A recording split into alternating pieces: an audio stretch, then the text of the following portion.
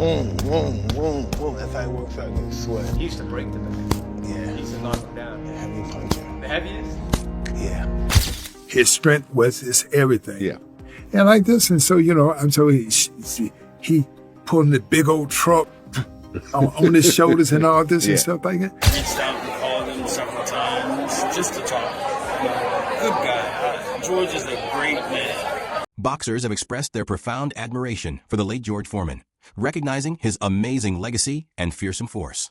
Legends like Mike Tyson have acknowledged his unrivaled strength. Even in his later years, Foreman knocked out elite fighters, solidifying his reputation as one of boxing's most feared and powerful champions. Tyson referred to Foreman as the hardest puncher ever, a man whose strength was so incredible that he used to break heavy bags while training. His punches carried destructive force, and opponents feared entering the ring with him. Floyd Mayweather used to just stand in front of the back, right? Just like that 40 minutes. Throw a couple hooks. George Foreman too. It's at the back. That's how it works out in the sweat. He used to break the man. Yeah. He used to knock him down. Yeah, heavy puncher. The heaviest? Yeah. See, I thought that was you. I can't match somebody's powers who's that big and that much mass.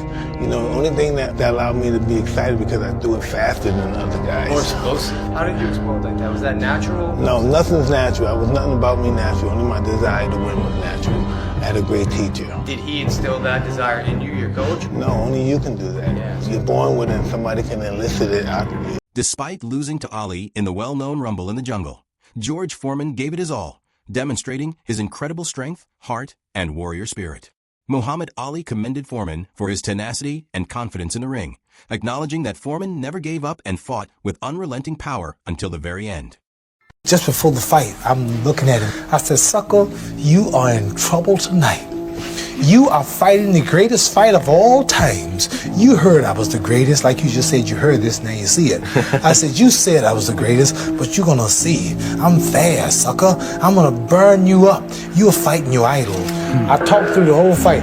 I said, come on, sucker. I said, show me something. They told me you could hit hard. You're just a sissy. Come on, sucker. Show me something. Oh, I grabbed his head sometimes and I said, look at you. Round 7, and you're tired. You have 8 more rounds to go. And he's just throwing them. He's breathing. I said, oh, you finished, boy. You are in trouble. I said, you don't have but 2 chances, slim and none.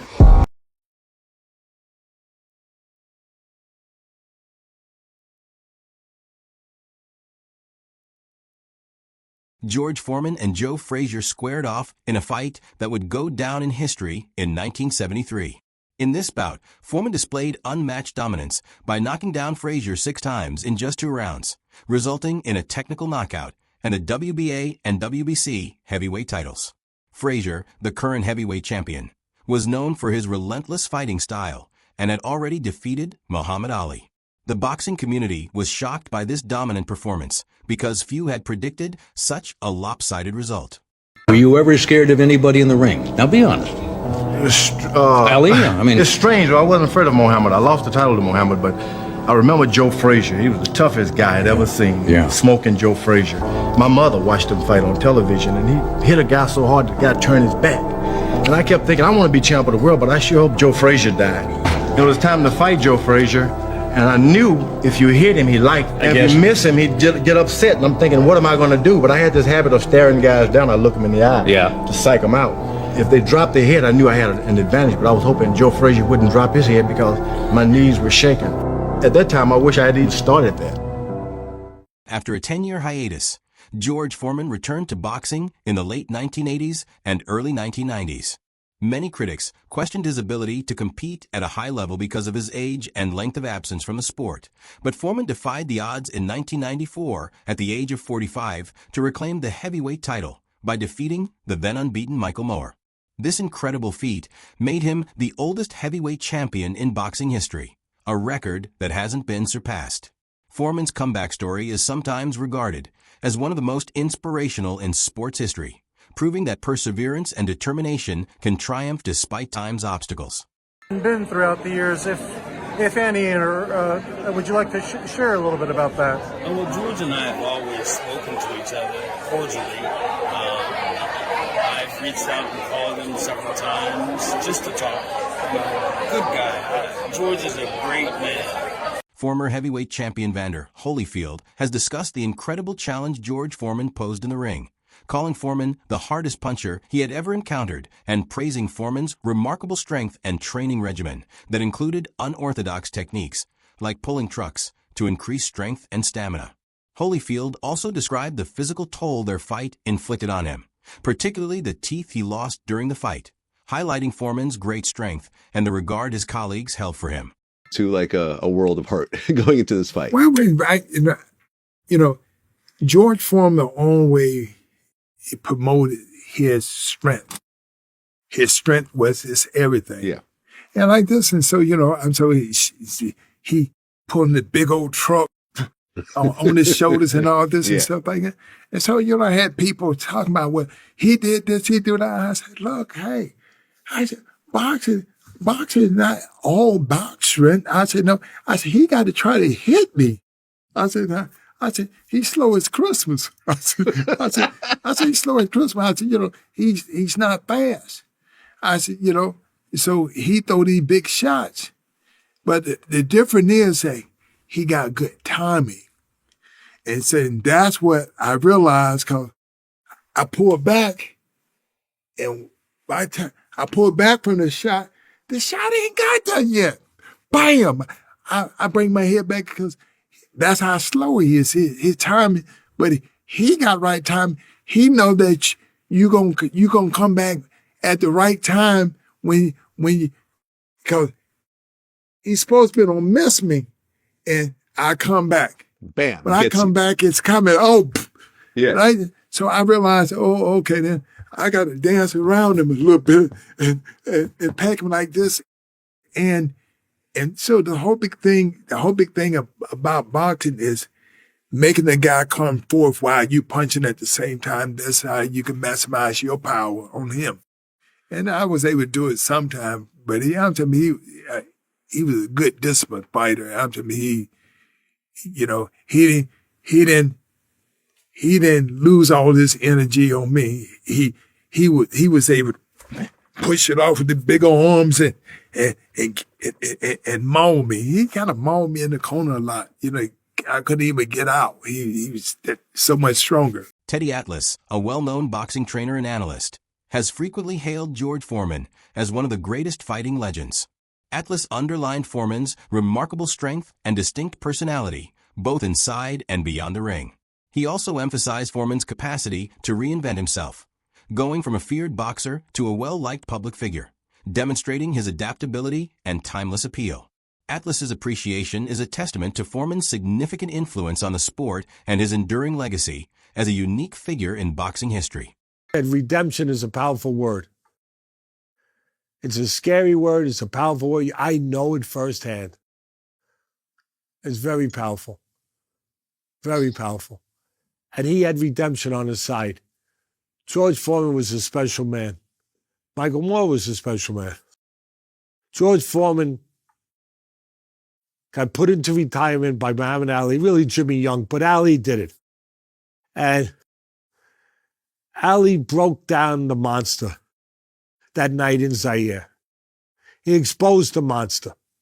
He broke down this Herculean fighter that could knock down, walls. And he broke him down. And he made him live with that. He retired. He had one more fight. He got beat by Jimmy Young. Then he retired for 10 years. And he went into the church. He went into, God's work. And during those 10 years, he suffered privately. I know he did. He suffered privately what happened in Zaire. Because in some ways, maybe similar to Tyson, but I think he was stronger than Tyson in other ways, ultimately. But very similar, and similar backgrounds where they came from. Boxing journalist Gareth A. Davies has written extensively about George Foreman's remarkable accomplishments and legendary status in the sport. Davies made a strong argument that Foreman combined the fierceness of Mike Tyson and the explosive power of Deontay Wilder, embodying both fighters' strengths at the same time. This comparison highlights Foreman's distinct combination of raw power and an aggressive style that made him a formidable opponent and a notable figure in boxing history. When I was covering the Rumble in the Jungle in the 70s, 74, 75, when he fought in Jamaica and he fought in Venezuela in Caracas, when he fought in Zaire, Kinshasa, when he fought Norton, when he fought Frazier, and he absolutely eviscerated them. You got to remember what this guy achieved as a boxer. First of all, he won the Olympic, like you said, rightly said, in America. He's one of their greatest athletes. He won the Olympic gold for them in Mexico in 1968 as a real neophyte boxer, rather like Anthony Joshua did in London, where he hadn't had much of a career. You think after that he turns pro, he beats Foreman.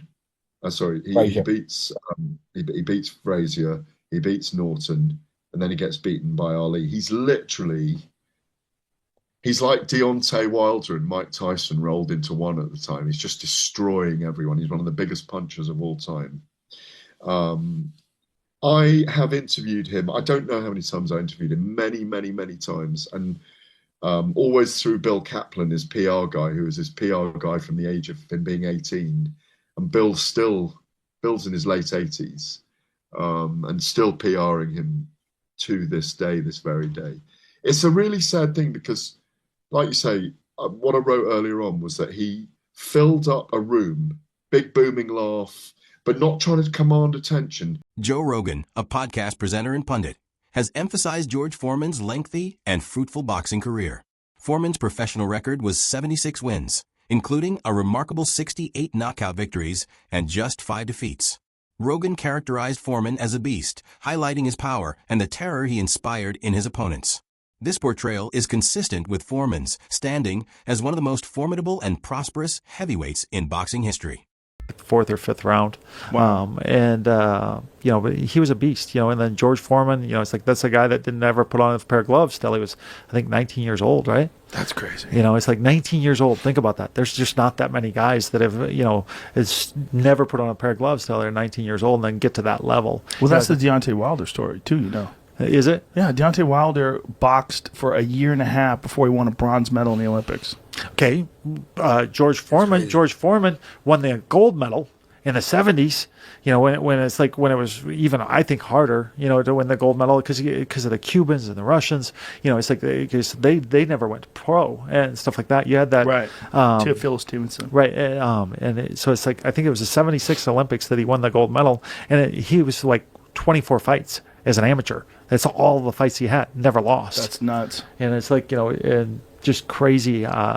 He fought just 20 times as an amateur before traveling to Mexico City for the 1968 Olympic Games.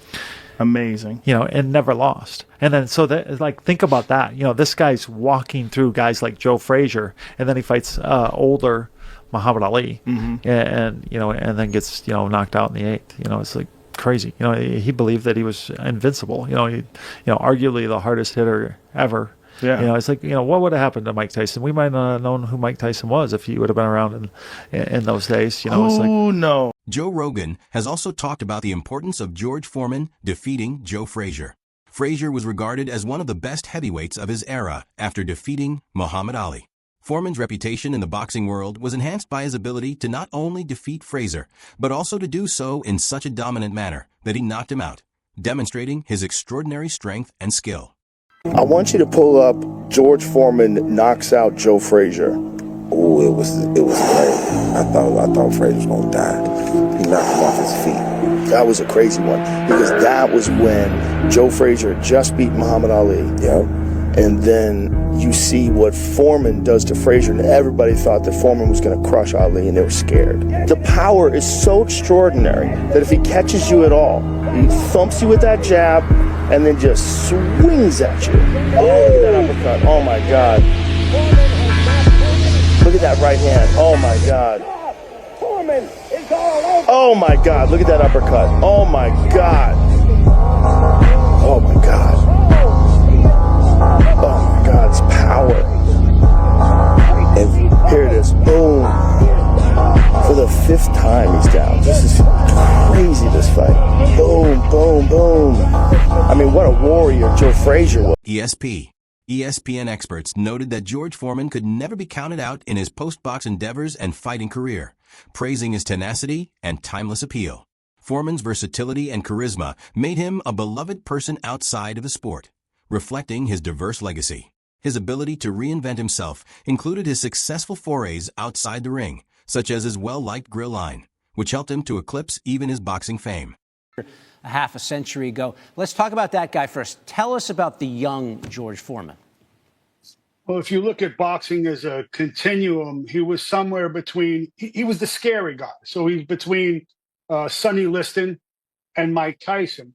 And, you know, Joe Frazier was about as tough a guy who's ever laced up gloves. He put him down 6 times. And I think that really crystallized Foreman's reputation as invincible.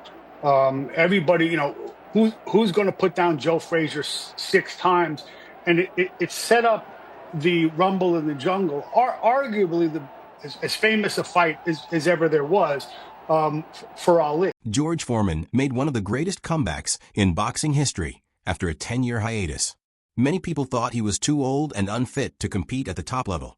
But in 1994, he proved everyone wrong by defeating Michael Moore to reclaim the heavyweight title at the age of 45. This victory not only made him the oldest heavyweight champion in history, but it also won him the hearts of boxing fans everywhere. Different about Foreman than perhaps anyone else is the idea you cited before of reinventing yourself. It's uniquely American, but it's never been done this way in boxing. It wasn't just coming back as a preacher and a pitchman and selling hamburgers or grills or whatever it was. It was more purposeful than any of us knew as far as boxing. The previous oldest heavyweight champion, I believe, was Jersey Joe Walcott, who won when he was 37. Foreman came back when he was just shy of his 46th birthday, I think 2 months shy. And in doing it, it was his own kind of rope-a-dope that night against Michael Moore. I'll never forget it. He took punches. Moore was a really skilled guy, and he just beat him up for 9 rounds. Moore did with a great right jab. In contrast to the flamboyant Muhammad Ali or the gritty Joe Frazier, George Foreman was viewed as a merciless and unstoppable force in boxing during the 1970s. Foreman rarely displayed emotion in the ring. Instead, his devastating punching power and icy, aggressive demeanor made him appear like an invincible machine. After making history by winning the heavyweight title at 45, George Foreman fought for a few more years before formally retiring in 1997.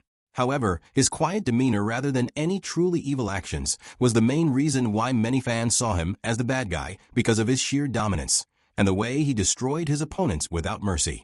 His defeat of Frazier in 1973 and Ken Norton in 1974 further solidified this perception.